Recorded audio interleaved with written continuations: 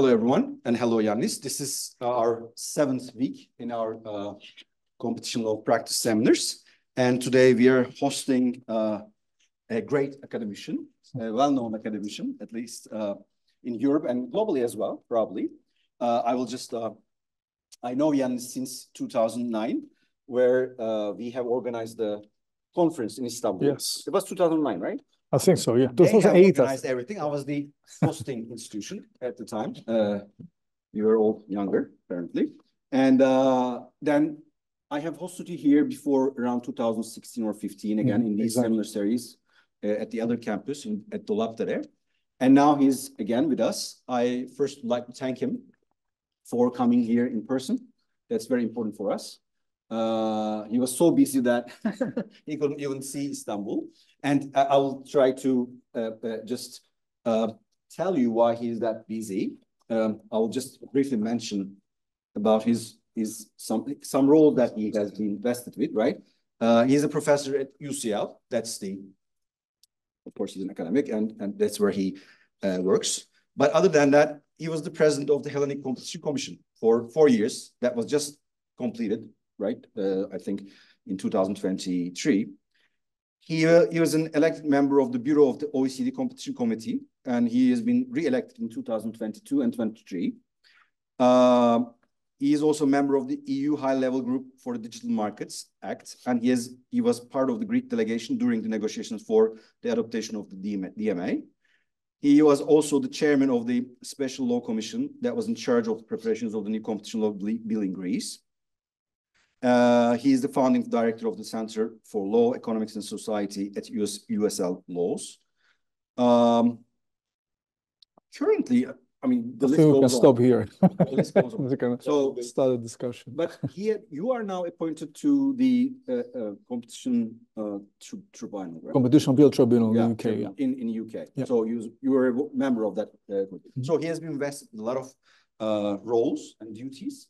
Despite that, that's the striking feature of him. Despite that, he's a very productive academic. And this article and the series of the articles around this topic just reflects that.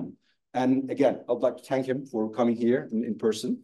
And I hope that you will enjoy his presentation. We'll benefit from that a lot. And we have 40 minutes. And then there will be like 15 minutes of Q&A.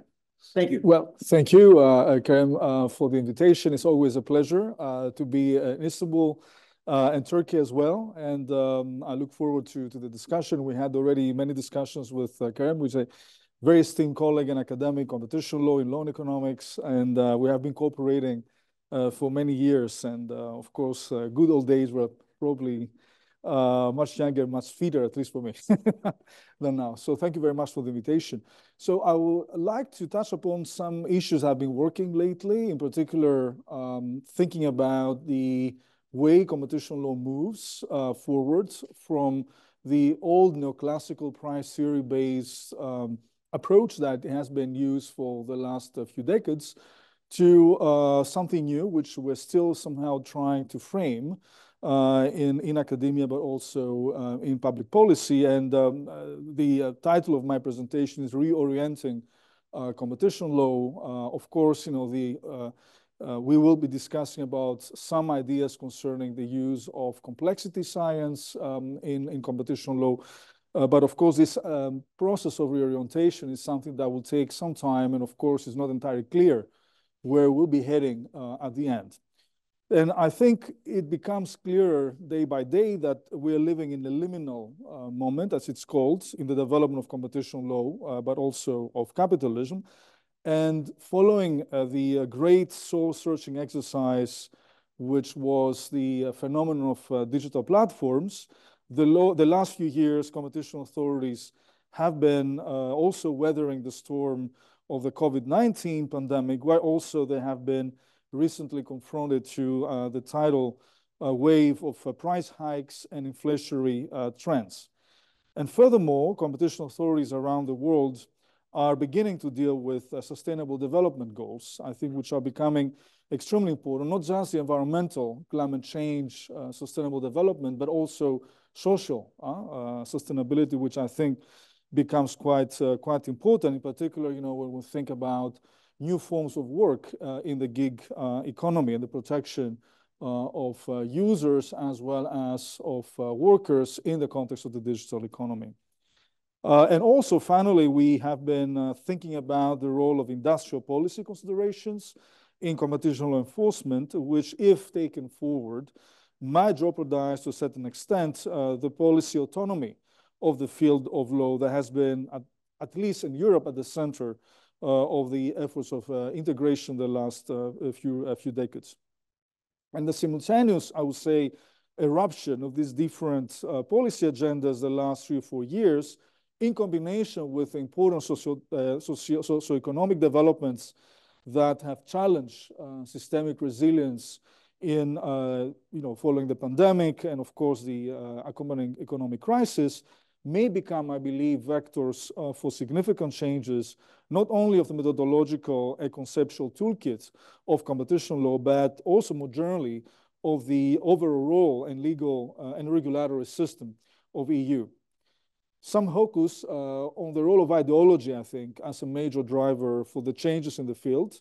And to a certain extent, all these debates that have been having in competition law recently between the neo-Brandesian school from one side, somehow a school of thought that is pushing for the emphasis put on the size of businesses, and in particular on deconcentration, economic deconcentration from one side, and from the other side, of course, the more libertarian laissez-faire approach. I think that might explain some of the recent developments, but I don't really want to focus on the role of ideology in the context of competition law and policy, but more broadly also about economics. I mean, we know that there's been quite important discussion in economics on the role of ideology. Thomas Piketty, actually, recent work has been on that. But I would like to emphasize more what I'll call the praxis, of competition authorities, because competition authorities are practical decision makers. I mean, we need to find solutions to problems that erupt sometimes unexpectedly, and to a certain extent, we are trying to see and attract different types of disciplinary knowledge and wisdom in order to find, find solutions to these practical problems. So it's a much more practical decision-making approach rather than some approach, decided by ideology, although, of course, ideology may play some role.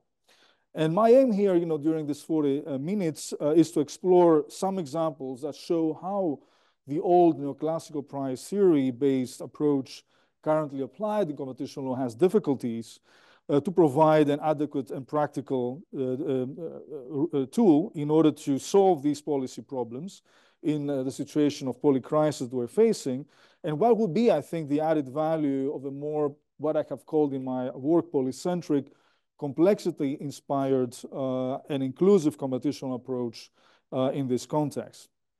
A few words of introduction first about this complexity approach and what distinguishes it from the neoclassical price theory approach. So in a way, I think the basis of the complexity approach is that it acknowledges that coordination problems we face from the fact that individually optimal behavior cannot be defined without knowing about the choices of the other agents in a situation. And in the presence of information asymmetries, feedback loops, path dependencies, we may face the fallacy of the so-called aggregation problem. That is the idea that individually optimal actions undertaken by the agents may result in socially undesirable, Pareto unoptimal, inferior outcomes. And I think placing interdependency at the heart of the analysis of systems permits us to integrate in the analysis not just direct interdependencies, but also uncertainty, social rules and social institutions, institutional change, and possible petrification, institutional petrification. So neoclassical price theory relies on the assumption of a perfectly informed agent who can maximize their objective function in complete isolation, being dependent only on one type of external factor, the price vector. Under this condition, agents can decide in full autonomy and isolation and are only indirectly dependent on each other in the sense that they are dependent on the sums of the quantity decisions of all the suppliers and demanders in all markets. So this is kind of the general equilibrium model. And the assumption here of neoclassical economics is that the number of agents is so large that no one's decision has any realizable impact on the decision parameters of everyone else, so that agents can ignore each other and pretend that they are isolated decision makers, isolated maximizers of their own wealth. And in particular, also, the idea is that once we know one agent, we know all. So, I mean, the models actually on classical price theory are very much based on the distinction between producers and consumers. And to a certain extent, these are representative agents. So you know one, you know everyone. It doesn't take into account the differences that exist between these various users, all the various actually types of producers. In contrast, I would say, a complexity perspective will take into account not in direct somehow interaction, but also direct interdependent economies, the agents being located somewhere in a relation to each other, close or distant from each other in a geographic or also functional sense. Also, agents are rarely very many on the spot, but few typically. So from a complexity perspective, what is important is not this idea of perfect competition where you have the assumption that this is unlimited type of number of players, but somehow, we have a oligopolistic structure rather than a polypolistic somehow one which prevails in this context, because what we're interested in is also the direct relations, the social relations that might somehow, link a particular producer with a specific, let's say, input supplier. So these kind of relational kind of context is something which is quite important. We need to take into account in order to get basically this more complex perspective. Therefore, I would say the topology, which means the social structure of the interaction, is particularly important. The local might affect the global. So the agent's environment is also complex, and therefore there should not be assumed to maximize a one-dimensional objective function to be efficient. But to a certain extent, they might actually, have different goals, and the idea that they will have is not just to maximize one thing, but basically to achieve some form of relative success. So somehow improve their own position in the population or increase their own evolutionary type of success. Finally, the process of interaction is not a one-shot game, but will be time-dependent and dynamic in the sense that different agents may learn, imitate, and adapt differently. So these actually very general thoughts have led to the conclusion that the optimal rationality, which is put forward by neoclassical price theory, is impossible to maintain. Because the agents in this interdependent economy have different options to behave, different options to develop a strategy, and different conceptions of rationality. So they are not really homogeneous to a certain extent, hyper-rational maximizers, but very heterogeneous players. So from that perspective, I think, we can think of development of multiple equilibria, not just one, which somehow complicates as well the process of decision-making. So thinking about, so complexity might come from, I would say, very different types of sources. And what I would like to focus on here, just for this presentation, is to look to four sources of complexity that somehow might show the difficulties of the current neoclassical price theory to deal with the problems that we have to deal in competition law. So the first issue is the acceleration of the transition of the economy towards financialization, and what some have called the logic of futurity, which gives rise to new competitive strategies by undertakings structured around the shareholder value principle to the expense of other stakeholders and eventually the natural system. The second one, which is related also to the element of the natural system here, is sustainability and resilience, and how the physical and social environment might somehow push for developing a richer perspective of competition law. The third one is the extraction of economic value through new forms of labor and outside, traditional working environments. To a certain extent, the digital economy is not related to, the classic employer-employee function. I mean, most of the digital platforms are making revenue because, they are users that are participating in the value creation process, and to a certain extent, they are, sometimes self-employed that are contributing to the value of the platform. And fourth one is emergence of digital value chains that rely on multitude of multi-sided platforms. So let's take a little bit of the first issue, and I will obviously discuss at the end the implications for competition law. So this is a little bit more about complexity, in the sense that we see more and more concepts of complexity coming in the vocabulary of competition law. And this is, for instance, some examples. I mean, we have already heard about increasing returns to scale and scope.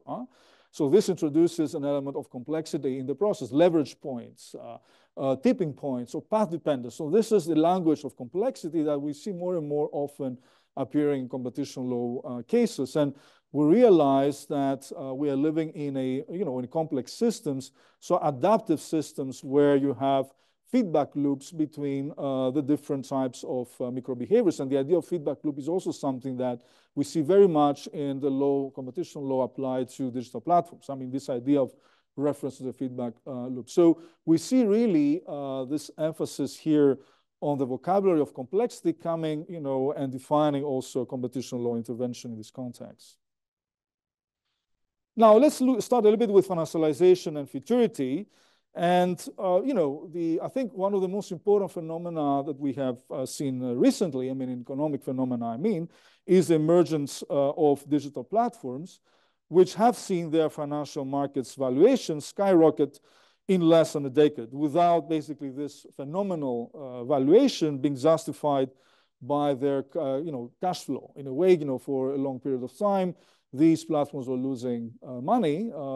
Lina Khan makes this argument in the Amazon paradox. How is it possible that Amazon is losing money, and therefore, and still at the same time has a quite important increase of its market valuation? And in a way, this market valuation was principally motivated by the high expectations for phenomenal profits in the not so immediate future, because of their position as gatekeepers controlling important bottlenecks in the digital economy. So that could be operating systems, or search engines, or app stores, the cloud, etc. So contrary to the industrial behemoths of the 19th and 20th century, these digital platforms do not employ armies of workers, nor do they dominate or compete in a specific industry or industries. Their tremendous value results from financial markets' imagination over their expected profits, because of their central position in the networks that power and shape the digital economy, as well as their ability to canalize their activity of the broader ecosystems and users for their own ends. And in a way, I've been researching about this since the mid-2010s, 2015, 16 at the time, looking to digital value chains. And this specific graph published at The Economist back in 2017 really attracted my attention, and somehow, made me think about this phenomenon of financialization. So this was published in The Economist, and the idea here is to portray the market valuation at the time of the largest companies, and understand which part of that market evaluation was due to current, cash flow, and which was somehow linked to expected returns in short term and then longer term. Not really long term, medium term, I would say. So here you can see a number of companies, where, as you see, in particular, digital platforms like Amazon or, even Facebook, they have a quite significant part of their market valuation due to expected returns to be made at the time after 2020. We were in 2017, so it's basically in the next few years, and not necessarily to their cash flows. And to a certain extent, that really attracted a lot my attention on this phenomenon of financialization and futurity. And at the time, I was also working on a paper on blockchain technology, and I, had to, because I was very much interested to find out more about that. So I was discussing a lot with people in the blockchain technology. And I was very much interested by their way. Actually, the market valuation of these companies was skyrocketed because they produced a white paper, thinking about a specific, business model, and basically attracting immediately quite important funds about something that could be like a promise of profit in the future. To a certain extent, this element of futurity was pretty present at that time in the blockchain industry, and the way actually the blockchain industry somehow evolved. So that is something that really attracted my attention, to focus more on financialization and the role of financial markets in that specific context.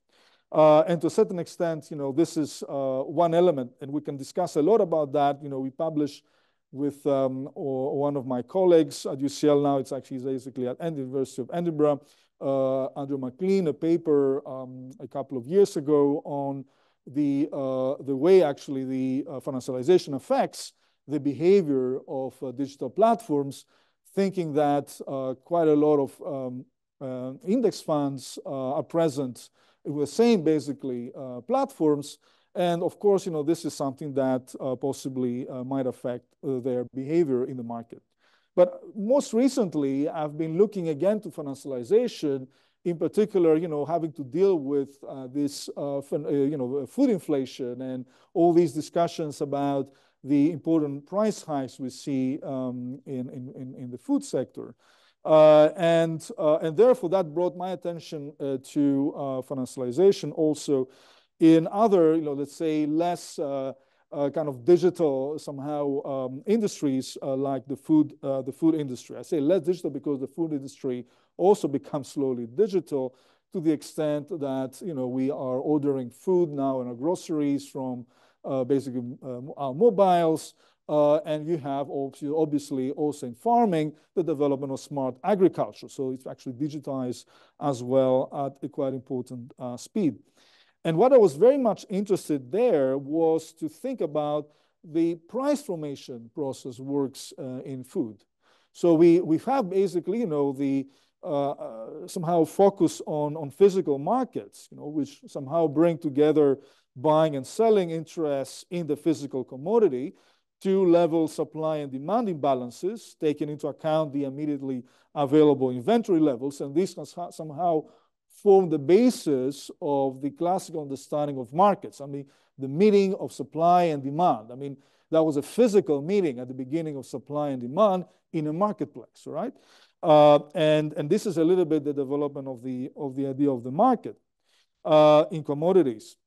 But I think, more and more we are seeing their development of futures markets, which somehow serve as the intertemporal choice of end users by trading expectation this time on supply and demand patterns. So it's a risk transfer, which occurs mainly through changes of inventory levels over a time period.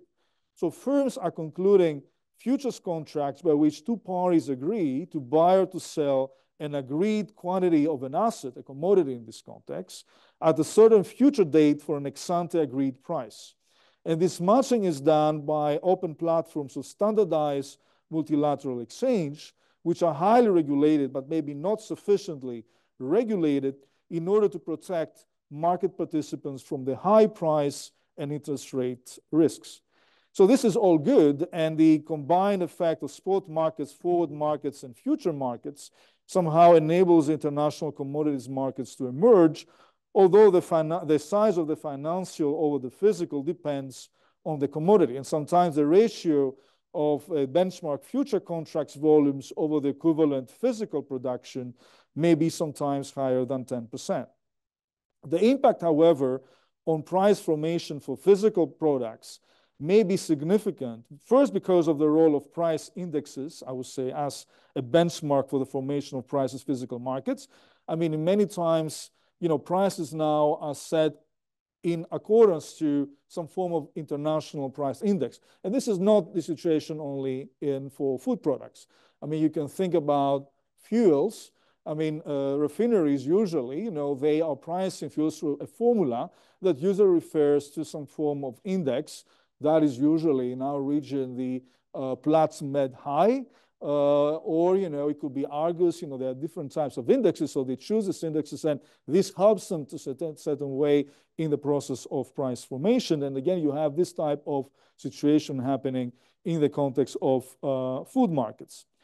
So in a way, that is an important element to have in mind here in the price formation, how these indexes may influence marketplace perception of what the right price should be. And I think there's been very little research in competition law and economics about that. I mean, how, this reference to price index might affect the formation of prices. And secondly, in particular, over the past decade, there has been a large inflow of investment capital from a class of investors, the so-called commodity index traders, who are also known as index speculators. So these actually seek exposure to commodity prices as part of a broader portfolio strategy, and they somehow treat the commodity futures as an asset, basically like a stock or a bond, and often invest in instruments linked to broad-based indices. And these dramatic changes in market participation have led some to a concern that financialization in the form of market participation, in the form of index speculation, has contributed to the dramatic run-up in commodity prices. And to a certain extent, we need, I guess, to have a better understanding of the role of these speculators in the whole process of price formation in the context of the food industry, in the presence of these intermediaries who are basically passive investors in commodity futures markets. There's a lot of research about that. I mean, what is the influence that they might have in the price formation process? There are some people, like a paper in 2015 by Soking and Tsong, which conclude that the assumption that the futures price of the commodity simply tracks the spot price must be abandoned, since in the two markets host different groups of market participants, the future price is not simply a shadow of the spot price, or vice versa. So there is actually a discussion, some other people criticizing this.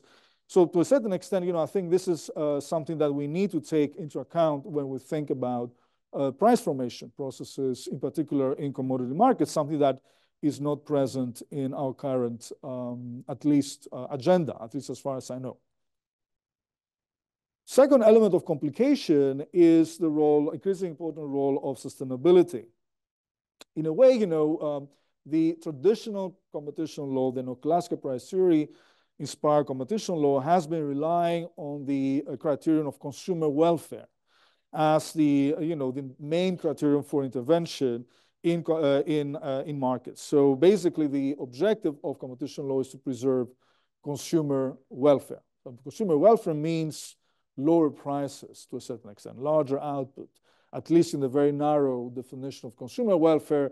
In Europe, we tend to have a little bit broader definition by including as well variety and consumer choice, innovation, and quality. And quality obviously might take different parameters. It might be, also issues of sustainability in the quality. So if consumers value the idea that, we have sustainable products. But to a certain extent, we're still, even if we integrate in our thinking sustainability, this is done as an afterthought, is basically considered as a quality dimension in consumer welfare, the objective, however, being protecting consumers as consumers.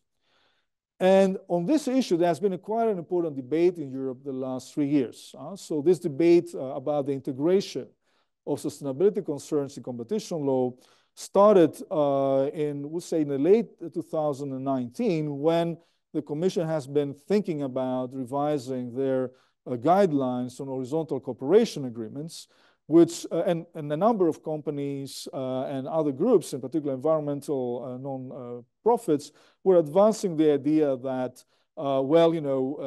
maybe the way we have been interpreting competition law has been limiting the possibility of companies to cooperate for moving towards green transition, to develop basically new green products, because the idea is that no one will enter into the extra expenses to invest on developing a green product, and therefore a more expensive product, if they don't have at least the assurance that others will not necessarily compete with them on basically price, reducing to a certain extent, however, the sustainability of the specific product. So in a way, that was one of the issues that led a little bit to the thinking about developing sustainability standards and integrate sustainability in competition law.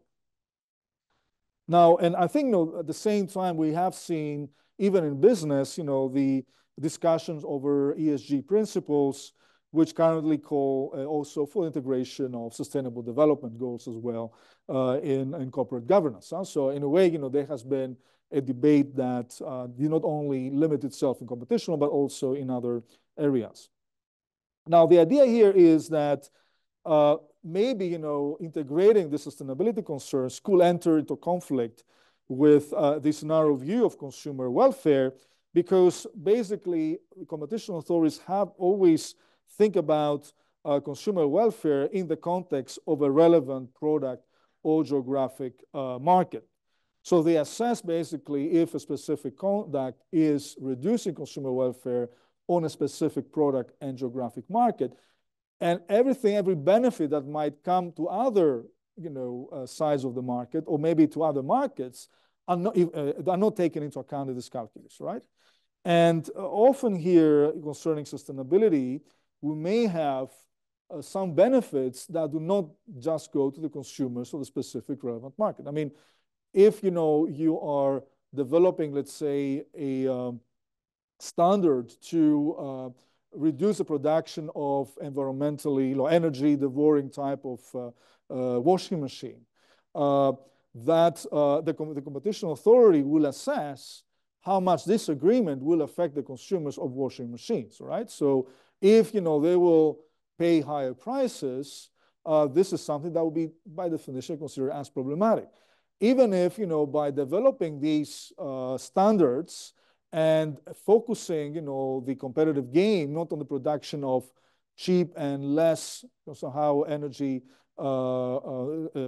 devouring type of machines, but to those that are actually sustainable, well, this is going to something to be beneficial, not just for the consumers of washing machines, but more generally. So, and this is something, these benefits of sustainability are not taken really into account. So this was a quite important debate to think about opening up a little bit our understanding of consumer welfare in that context. And after a lot of discussions, the European Commission moved towards accepting the integration of sustainability concerns in competition law. There's a new chapter now in the new horizontal cooperation guidelines of the European Commission on sustainability agreements that enables basically the Commission to take into account these effects. And what is interesting here is that the Commission distinguishes between three kinds of benefits that might be taken into account. First, individual use value benefits, which derive from the consumption or the use of the product. So this is something that obviously all traditional competition law was taken into account. Then we have individual non-use value benefits, which are indirect benefits resulting from the appreciation by the consumers of the impact of their sustainable consumption on others. So that was an element that was not taken into account by the traditional competition law framework, but now it is.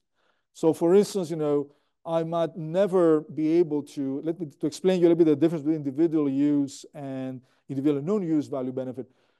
If I actually, I appreciate the existence of the Chinese panda. I really like the Chinese panda exists, but still I'm not probably going to see one in my life, but still, I like the idea that it exists. So that's basically a non-use value, right? Benefit. And finally, the third type of benefit we can take into account, and this is also some progress from the previous approach, is collective benefits, where consumers in a relevant market substantially, according to the Commission, substantially overlap with or are part of the beneficiaries outside the relevant market. The collective benefits to the consumers in the relevant market occurring outside that market can be taken into account if they are significant enough to compensate consumers in the relevant market for the harm suffered. So the Commission made an opening. It's not really like a big opening, but at least accepted that we might also have it take into account collective benefits. So in my example about the washing machines agreement, the Commission is not only going to take into account the beneficial effects that will go to the pockets of the consumers of washing machines, because they will be able to pay less money for their electricity bills, because their washing machines will be more efficient. But it will also take into account the aggregate benefits that having more efficient in terms of energy washing machines would provide to society overall. So even for non-consumers of washing machines. And I think that's quite an important element in the Commission's approach here, that is an opening to a certain extent that we have. Now, some competition authorities have gone even further, and in particular, the Dutch and the UK competition authorities have gone a little bit further, and in particular, the UK Competition Authority has created this concept of climate change agreements to depart from the general approach they use and exempt such agreements if the fair share to consumers' condition can be satisfied, taking into account the totality of the benefits to all UK consumers arising from the agreement. So basically, in the UK approach, because climate change is something broader, and it might benefit not just the consumers of a specific product, but more generally everyone, they are opening up the category, and they take into account all the consumers in the United Kingdom, meaning all the citizens, basically. They don't use the word citizens, but the idea here is we're moving from a consumer welfare standard to a citizen standard. And I think this is something quite interesting in this context. I will say very few words about the third element, because I want to focus more on the fourth and final part of the talk. The third element is the new economics of value generation and capture in the digital economy. And I think, as I mentioned before, here we have in terms of labor and use, we observe that a great deal of value in the current economy is extracted outside of traditional work environments, where the dominant form of relationship between capital and labor is wage. So we're moving away a little bit from wage labor to other forms, alternative for work arrangements. And of particular interest here, I think, is the development of alternative work arrangements facilitated by digital platforms, which create new digital marketplace to supply labor for temporary use. So the labor value platforms, which we see more somehow developing. And therefore, to a certain extent, that has led to a lot of discussions also in Europe about how to enable the gig workers eventually to collectively bargain, even if they're self-employed, in order to benefit from better terms from digital platforms. So this is somehow an approach that we see developing. There's a recommendation of the European Commission on this issue in 2023. And most recently, there has been the Commission adopted, the European Union adopted the directive on digital labor platforms. And secondly, I would say it's important to take into account that a lot of the value that is produced by digital platforms is also produced by the users. I mean, take a little different examples. So, for instance, you take the example of YouTuber. So YouTuber is developing, small videos, or TikToker. I mean, they develop small videos, sharing that, creating more value flow of the platform. This is work, which is not compensated to a certain extent, but the platform is making more profits because of that type of work. Or a gamer in the context of a player versus player online gaming platform. So the gamer contributes with his work. I mean, he's entertained, but at the same time, he creates value for the platform. So this is an element as well that we need, I think, to take into account and to break a little bit our distinction between producers and consumers. In a way, it's much more blurred than we thought it was.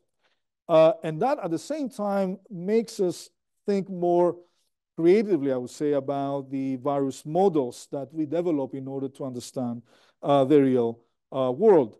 And in a way, you know, some people, and I've done my work on that, but also most recently, Thibaut Schreppel has done a paper on this agent-based models. This is a possibility to somehow depart from the abstraction of classical price theory models, and it brings the role of networks as spaces of interaction to the fore, and has important implications on the understanding of power relations within systems, because it enables us to develop more heterogeneous type of players models, not really, you know, look a little bit to the various type of relations that might exist in the context of our agents. And obviously, we can discuss a bit more about that if you want this. For lack of time, I will not be able to discuss it more. Similarly, another important complexity that we see is the development of business ecosystems instead of markets. So more and more often we see a lot of economic interactions developing in the context of ecosystems. I mean, Google has an important ecosystem where they cooperate with a number of complementers. So you have an orchestrator of the ecosystem who is somehow putting forward the rules of the ecosystem, deciding who gets what and who does what in the ecosystem. And then you have the complementers that are contributing value to these ecosystems. And we have the development of these different models. So this reality of ecosystem is something that is only recently taking hold of competition law and competition authorities. In 2024, the European Commission adopted new guidelines for market definition, where they actually include now a chapter on digital ecosystems. And there, in a way, you have sometimes not very simple relations of cooperation or competition, but situations of co-opetition, which means that a platform might at the same time cooperate with the complementers because it's an important part of the ecosystem, but at the same time may compete with the complementers because, for instance, the platform might be a platform and a merchant. I mean, think about how Apple might compete in terms of different functionalities with a number of members of its own ecosystem. So this is something that introduces more complexity in the way we think about competitive interactions. Only now that we are getting hold of that as well. So to finish a little bit, I wanted to just say what are the implications of all these changes.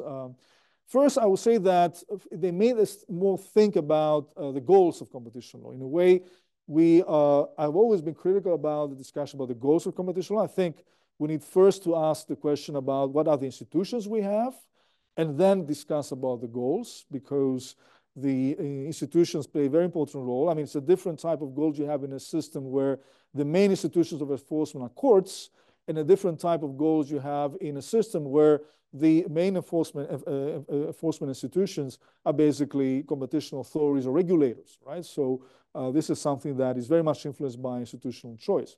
But still, I think, you know, the idea here is, with this focus on complexity, that we need to take into account, because of all these developments, goals like complex equality, sustainable development, eventually integrate constitutional values and what I would say are the values of the social contract, the specific polity, in the way we think about competition law. So in some of my work, I've advanced this view of competition law as a form of social regulation, basically to show what actually competition law should become in the future. And also thought about the role of constitutional principles and rights like the right to food or right to health in the way we interpret competition law. And actually, I would say that I was very happy to see that the European Court of Justice in the recent Meta case, they basically took into account, in order to define the existence of abuse, possibly the fact that a particular company has infringed data protection rules as a possible abuse of a dominant position. So to a certain extent, the limits to data protection might be considered as an element in the interpretation of what is an abuse. And this is a little bit linked to this idea of developing this broader perspective. Secondly, I think what we need to do more probably is to understand the value capture and value generation processes that occur in the context of our economy. So that means that we need to focus more on financialization, futurity, personalization of production, bespoke production that we see more often happening, the move from markets to ecosystems, performativity. So all these are elements that we need to integrate more into our thinking. In order to do that, we cannot just rely on the usual, wisdom of classical price theory. It's very important. I'm not saying we should abandon it. Very important. We should still develop it and keep it, but we should complement it with other sources of wisdom. And I, put forward there a number of things that could be, I think, very useful competition law, like law and political economy, economic sociology. I'm now finishing a paper about sociological conception of competition, working on economic sociology concepts of competition, how economic sociologists think about competition is not the same as economists. Complexity science, legal institutionalism, population ecology. One of my students at UCL is now working on how to develop ecology models by thinking about how competition occurs in the natural world, and then somehow transcribe this type of thinking in the context of economy, global political economy, etc. Finally, I think we need to have methodological pluralism. So, which means that we can use a classical price theory, but still, we need to develop a richer understanding. So, for instance, when we think about power, which I think is a very important element, a trigger for competition intervention, we should not just focus on the narrow perception of power in classical economics. I mean, the possibility to increase prices profitably and reduce output. We need also to take a different dimension of power. And in my recent work published by the Journal of Competition Law and Economics with Bruno Karbala-Smichowski, we have actually worked on different conceptions of power, like panopticon power, ecosystem power, and different metrics in order to be able to measure that, which I think could be very useful for competition authorities. And of course, and this is something that I will not unfortunately have the time to discuss, competition law might use more the tools of computational economics and in particular computational technologies. I think this is something that might augment the capabilities of competition authorities. At the Atlantic Competition Commission, we invested the last few years a lot on the development of technology. I mean, we hired a chief data scientist and a team of data scientists. We developed a platform, a digital platform that collects information about prices for more than 62,000 products daily. And we actually are able to monitor the markets. Get data from the public sources, right? Exactly. We get the data from public sources. I mean, there's also an app that the Ministry of Development has created for the supermarkets in order for the consumers to be able to choose the better basket of products. And this is something that we also collect. So consumers use that app? Yes, consumers use that app, and obviously we harvest as well as public information about prices, and develop also a number of matrices that enable us to target our investigations, or actually the development of neural networks, which could be, we have actually used neural networks in the context of an investigation of the banking sector that we did that led to a settlement where the banks agreed to pay around 41.7 million euros. And that also led to a decrease of the banking charges by 30% that were imposed by the authority. And it was possible to do that because we were able to assess the hundreds of thousands of pieces of evidence that we had in a much shorter time because we use the technology, in particular neural networks, that greatly speeded up our work. Actually, in our estimations, we economize 96% of resources by using this type of technologies.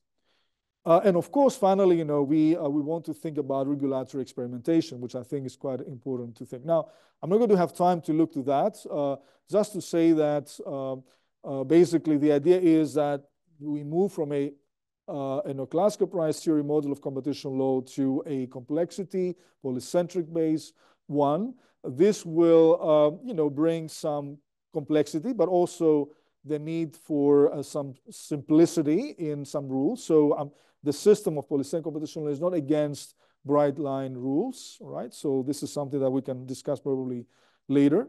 But the idea is that all these different developments that we see occurring somehow, push the competition authorities and academia to rethink competition law and to reorient it towards something new. And I think that's quite important. We live very interesting times.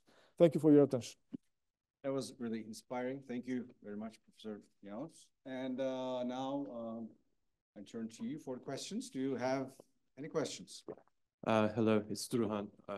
Thank you for this lovely presentation. I would like to know your take on the competition concept. I guess it's a combination of competition and cooperation.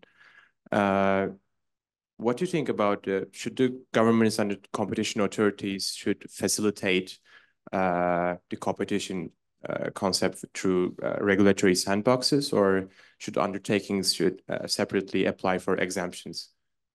That's very interesting. I mean, of course, you have the possibility of exempting a specific sector from competition rules, and we have seen that to a certain extent, even with regards to sustainability. Let's take sustainability as an example, which I think is quite useful.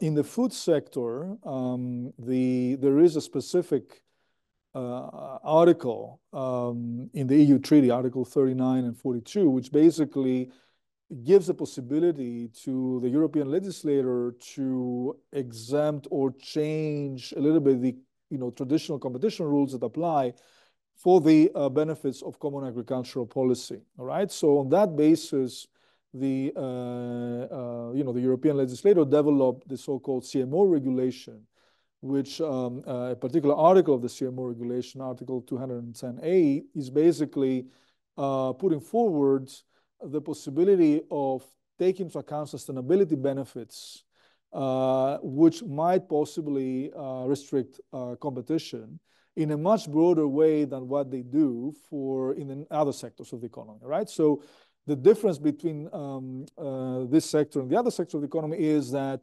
usually in the context of Article 101 of the Treaty on Function of the European Union, paragraph 3 in particular, which provides for exemptions and exception to the prohibition rule, one of the conditions is that a fair share of the efficiency benefits goes to the user, right? So, and this has usually been interpreted as that in a cooperation agreement, in order to be exempted, needs at least to have a neutral effect on the consumers of relevant market, okay? So that has usually led to difficulties with cooperation projects on sustainability that eventually will lead to higher prices for the consumers' relevant market, but still, might benefit other users or the environment or whatever. And therefore, this condition has always been difficult somehow in this context. Now, the Commission, after a lot of discussion, hasn't really moved away from that condition in the horizontal cooperation guidelines they adopted. However, they accepted for the food sector in the guidelines that they published back in December of last year, 2023, the possibility that sustainability benefits for the food industry, we're not going to apply this criterion of fair share to the user, right?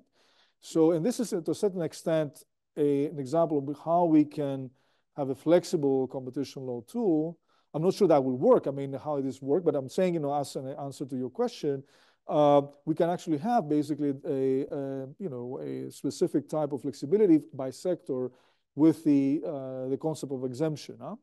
Now, another possibility will be to develop sandboxes. So the idea of a sandbox is like a little bit like you put a kid in the sun to play because they can experiment without being hurt. That's a little bit the idea. So here, the same thing. I mean, you develop a regulatory science, will give the possibility to the firms under supervision, of course, and monitoring by the competition authority or other authorities to experiment on something that is at the gray zone. I mean, not really very clear if it's, problematic or not. I mean, you don't really know. There's uncertainty there. And that is a way, it's better to do that than to just say no. So you just give them the possibility to experiment, and then you supervise that. So that is something that may develop experimentation and something positive. Now, this has been used as a tool, sandboxes, in the financial sector by the financial regulators for fintechs. And what we did in the Greek authority, we're the first ones to develop a sustainability sandbox, which we launched last year. And the idea is to offer the companies a possibility to experiment, of course, with things that, of course, will have to tell us about it. We can observe it. We can see how it works. But there is now in our law, it's in Article 37A, I think, of our law, the possibility to get a no action enforcement letter by the competition authority to experiment with a specific type of agreement or cooperation. Of course, the idea being that this is eventually positive for sustainability, right?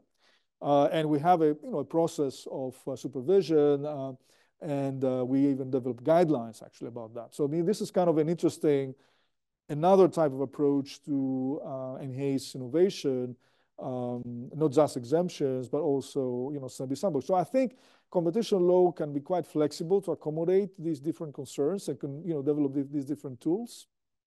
And to a certain extent, I think that the debate about industrial policy versus competition law is not the right thing. I mean, competition law can also be a tool of industrial policy, and you can also do industrial policy to promote competition. I mean, you can think about developing in a specific sector which is monopolized, giving the possibility to develop new companies, to have new entrants, to increasing competition, but as a tool of also industrial policy at the same time. So I think there's more synergy between the two than antinomy. Thank you. Another question? Thank you, Professor. It was a very great presentation. Actually, I think you put all the current discussions into one paper and you tried to come up with perfect solution. No. Or just some solutions, and then you talked about ecosystem, sustainability, gender and competition, human rights and competition, all the challenges you already mentioned. But I just wonder, I mean, I started to call competition policy and the law, not the competition law and the policy. I think first policy should come and then the law should come, but there should be balance. The law requires certainty and expectations and legitimate expectation by undertaking. They should know how they have to behave because they face huge fines and every other sanctions. So, I mean, then we have to have some regulation as well, laws and regulation and detailed laws and then detailed regulation guidelines and everything. So how do you balance it? I mean, should we go more case law approach, competition law, or should we regulate all this discussion and should we explain to this discussion and should we explain everything in the regulation to the undertakings? It's difficult to create this kind of regulation because it changes constantly. If you go by case law, this time we lose the expectations and the legitimate expectations and certainty and to tell the undertaking you should behave in this way. So how do you balance this? You are coming from practice as well. How do you balance this? Now, yes. So those two challenges. Agree. So I fully agree with what you say. I mean, let's just say a few things. First, you have a complex problem. Sometimes you need to have a complex solution and a complex framework. So the more complex the problem is, sometimes the more complex the framework will be. So from that perspective, when I think about digital economy, which has many different challenges, many different social costs, that could be of importance. I mean, we have, of course, the important economic power of the digital platforms, the fact that they might exploit, the business users or consumers, issues of contestability, at the same time, issues of hate speech, and development of the risk to democracy. I mean, AI. I mean, so you have really like a major number of problems. So in order to deal with that, you need to, adopt what I call a toolkit approach. I mean, you cannot just go with one tool, to deal with all these problems. I mean, you have to use a multitude of tools, a toolkit approach. And that's basically what the European Union has done. I mean, to deal with the problems of digital platforms, they develop specific tools. So, of course, we have competition law. It's still there, important role to play. But the Commission considered that, the European legislator considered that this was taking sometimes a lot of time to, case-by-case approach. After 5-6 years, we'll be able to get a case, but maybe it's too late. The markets have already tipped, etc. So that led them to also add to the competition tool ex-ante regulation with the Digital Markets Act, which tries to emphasize contestability and fairness.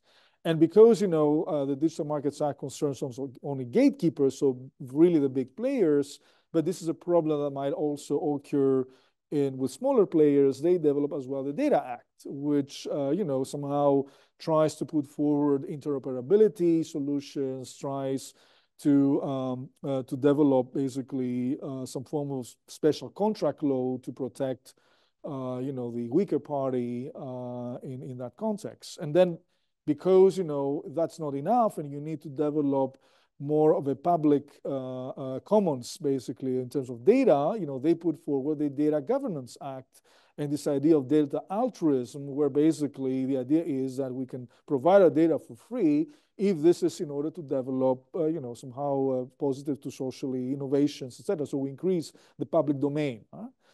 And because this is not enough, and then that doesn't deal with the issue of AI, we develop the AI Act, which somehow, introduces some form of risk regulation for high risk. Yeah, we're really very good in that, producing laws, at least, and therefore, that deals with this problem. And actually, in the AI Act, you have one article, Article 63, Paragraph 2, which says that, well, if the AI regulator or the authority that's in charge we see that there is a problem of competition. I mean, AI doesn't deal with competition and such, right?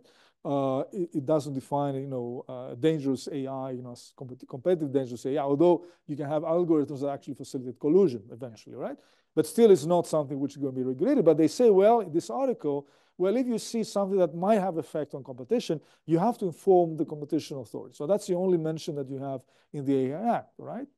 So, and I can go on and on. So what that shows is that for the complex problems we had to deal with, we had to develop a complex toolkit, right?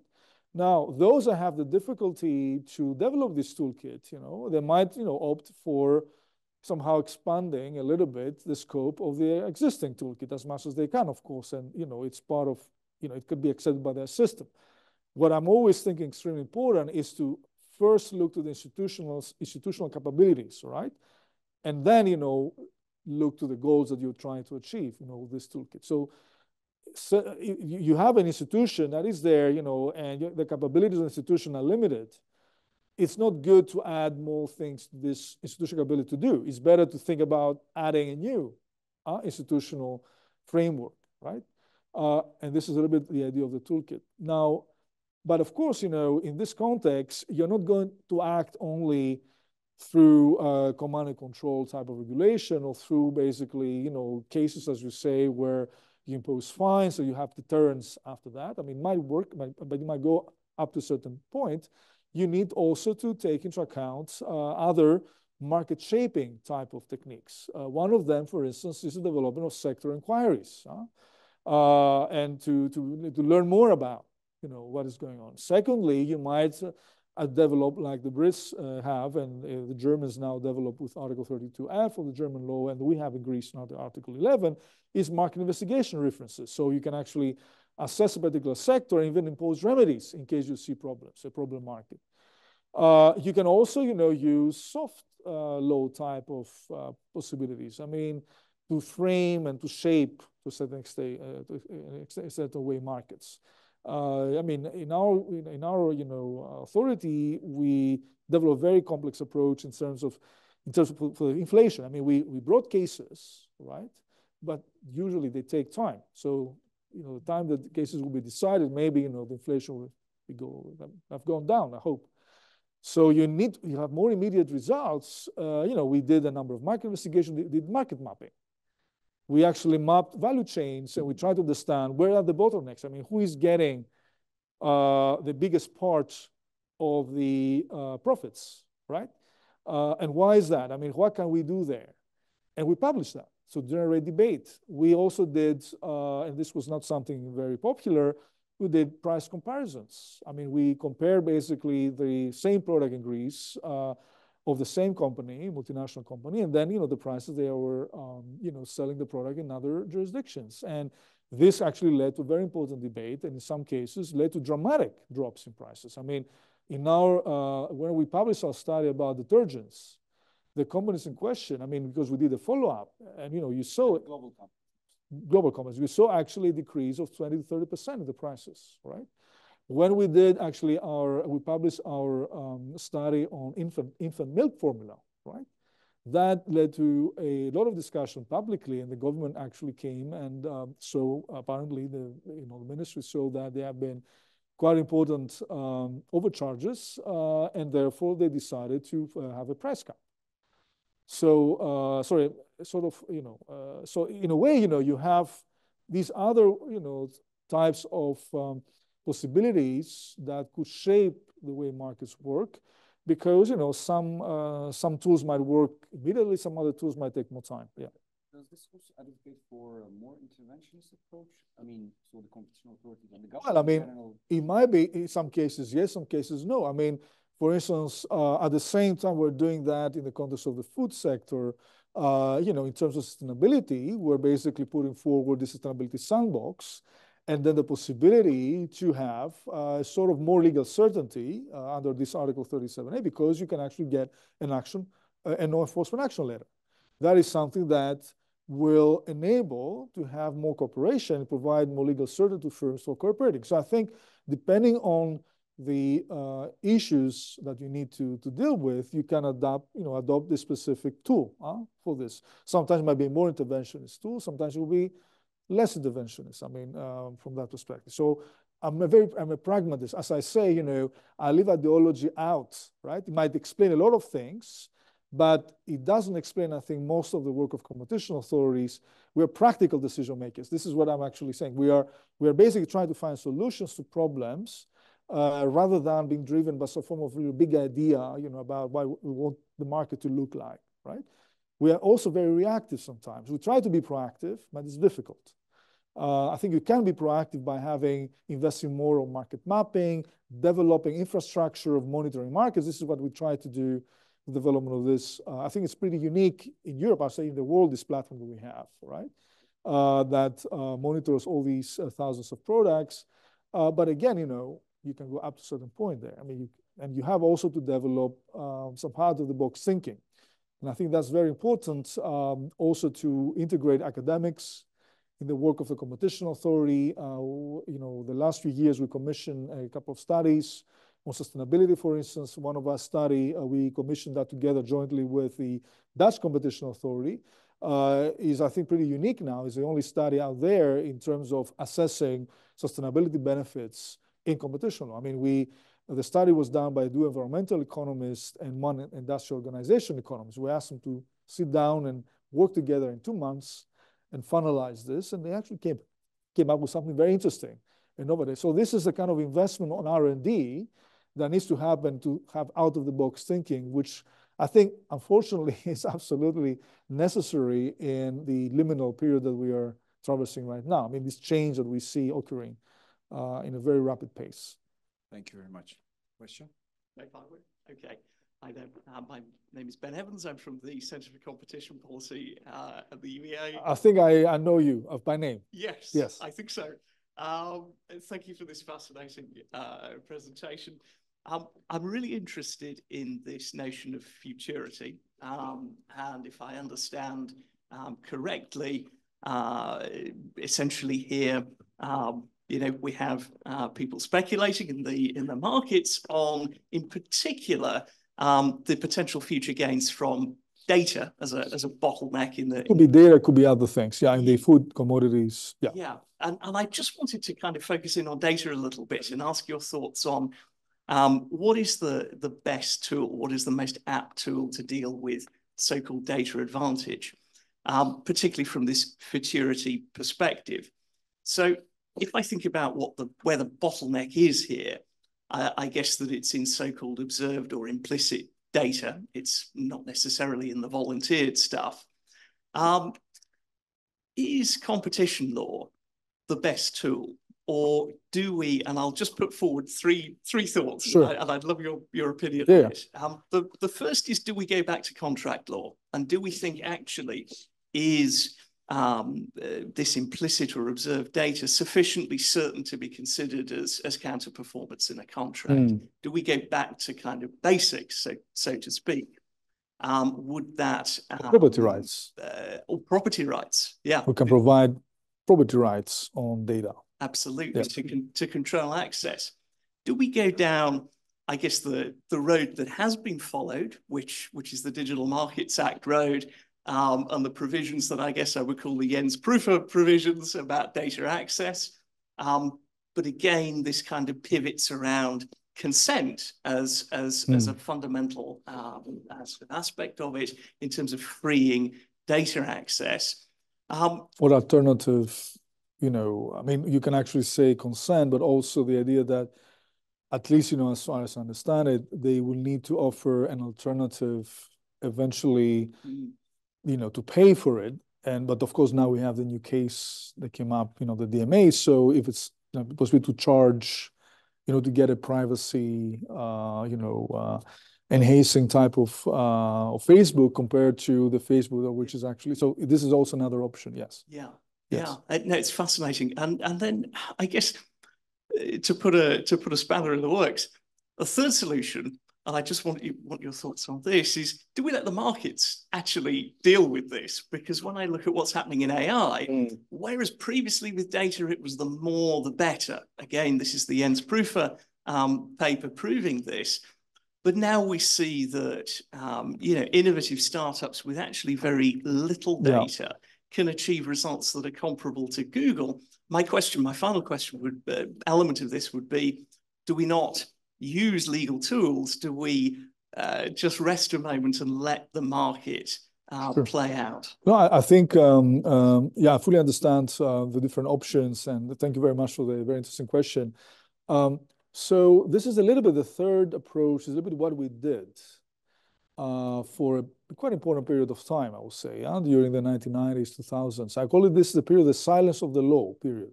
In a paper that I published last year, the EU Law Open, it's a paper about value capture and value generation in the digital economy. And basically, I say that for a long period of time, we haven't really intervened at all.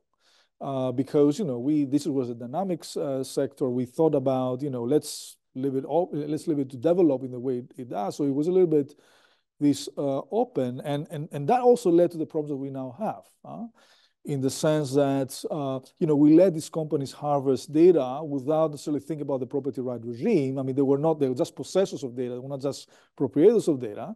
And with these legal flags, in a way, enabled them to come up with important revenue and reallocate it to a certain way, you know, value and assets among the various stakeholders, if I can, you know, use that term, in a way that probably led to the inequality that we are facing right now. And then this is what we're trying to correct. So, and I fully understand what you say about the decreasing role of data in the competitive game because of synthetic data, because of development of more performant AI tools. Although, you know, there's a lot of discussion about is data still important or not. I mean, if I discuss with some of my colleagues who are data scientists, they tell me, no, data is not that important anymore. But then if I, you know, discuss with some entrepreneurs, data is still quite important. So in a way, it's not entirely clear. It might be, you know, you might have different types of data. I mean, for instance, health data, because of the specificities that they have, because of sensitivity, the fact that they're not easily available by intermediaries, etc. So you might have there more bottlenecks, and therefore they're very important to have compared to other types of data, like lifestyle data, for instance, which could be available through different sources or through intermediaries, etc. So, and this is obviously a case-by-case issue that you have to deal. But I would say from a general perspective, just saying that as a matter of principle, we, you know, stay there and we do nothing and wait, it's something that we already done. It hasn't really brought the results that we thought it will. I mean, so that's why we're trying now to deal with this issue. And therefore, you know, and also I think when I would try and think about structuring more from a legal perspective, these different data exchanges. So the Data Act, what it does, and directly, it accepts somehow to provide a property rights on the data holders. I mean, without that being fully discussed, but this is the idea. So, and of course, the idea there is that business users will have interest to get this data in case, you know, if it's personal, for instance, data, I mean, or if it's non-personal data, I mean, the end users, they might accept their business users to get hold of this data in case they want to move to a different, basically, user, a business user. But it's the initiative doesn't come from the business users, it comes from the end user, right? So that's a little bit of data. So, but in a way, it accepts to have from a data possession to basically go to a data, property right in a way, a quasi-property right. So, so from my perspective, I would say because we tried all this for a long time, it hasn't really worked out well. I'm not entirely sure, thinking about AI, if this is something that might, data could be important or not. I mean, question. I mean, so from my perspective, we need to be, this is a little bit why the competition authorities now, they're much more active about this, are much more proactive, I would say, because, and sometimes, discussing quite considerably, ways that, AI might be a problem or not, the concentration, etc. Sometimes a little bit excessively, but it's because they haven't done, this work in the past. They let things go forward, and that somehow, now creates this idea that we need to be a little bit on top of the game. We need to intervene before it's too late, before things are tipped, and that, I think, is understandable. So, but there's no specific recipe here. It's just, as I said, a toolkit approach. You need to combine many different approaches. Contract law, data act is a little bit of a special contract law, property rights, competition law, regulation, and sometimes in action, like, sandboxes, or that also is something that might be used in order to, according to the problem that you deal with. Yeah. Thank you very much for the answers. We have two questions here. I mean, as we are already very late, if you have brief answers to these questions, I'll be very brief. Them? Do you want me to read them? I can read them maybe, right. but let's just come here. So, if we compare state of. Well, I cannot answer the first question. It's which really resembles the most. I mean, I can just refer to a book which I've really briefly read. I haven't really had the time to look very carefully at that, of Ioannis Lianos, for instance, about this techno-feudalism, basically. So he puts forward this idea we're living in feudal times. I'm not entirely sure I buy the argument, but I mean, it could be an interesting... maybe feudal system then. Feudal system, I think maybe, because I have seen that there was a follow-up to the question. Okay. So I would say, maybe that, but I'm not entirely sure. And of course, you have, Susanna Zuboff, about, a work about surveillance capitalism. So I guess that is a little bit the police state, surveillance state. Yeah. It's not the state anymore, it's just more broadly, but anyway, yeah. And the second one, how will the data aggregation actions of gatekeepers, such as companies collecting and consolidating user information, influence, that's a long question, the dynamics of market competition in the coming years, consider increasing sensitivity towards data protection, what measures do you think should be implemented to ensure the ethical and secure use of aggregated data, so the cost of personal finance, consumer privacy? Well, that's a really long question. It will require a long answer. But very interesting question, nevertheless. Yeah. Thank you very much. Thank you all for coming here. Thank you. Thank you for your time. Thank you very much.